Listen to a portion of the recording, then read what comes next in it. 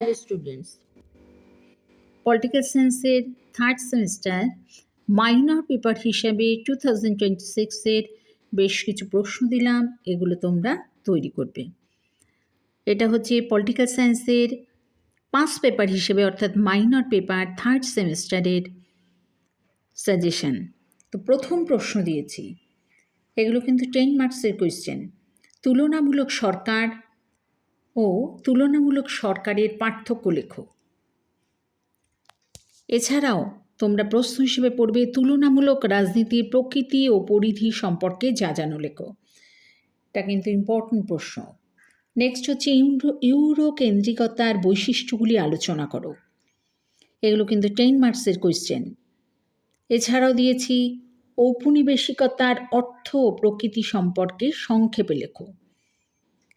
এছাড়া বিভিন্ন প্রকার বিশ্বায়নগুলি আলোচনা করো।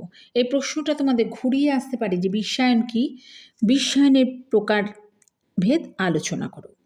নেক্সট, ব্রিটিশ সংবিধানের মূল বৈশিষ্ট্যগুলি আলোচনা করো।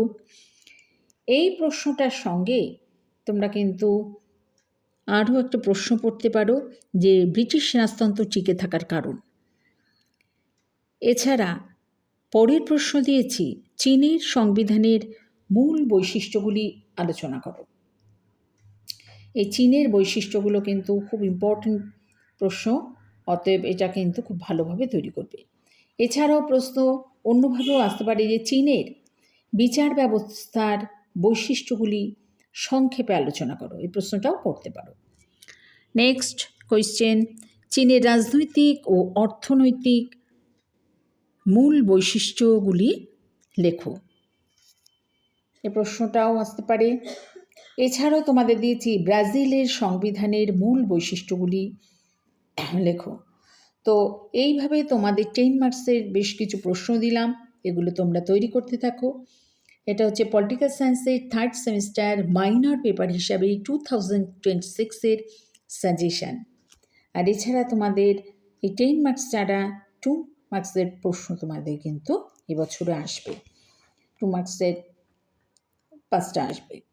তো এই হলো তোমাদের সাজেশন হিসাবে প্রশ্ন, এটা পলিটিক্যাল সায়েন্সের থার্ডের মাইনর পেপার 2026-এর।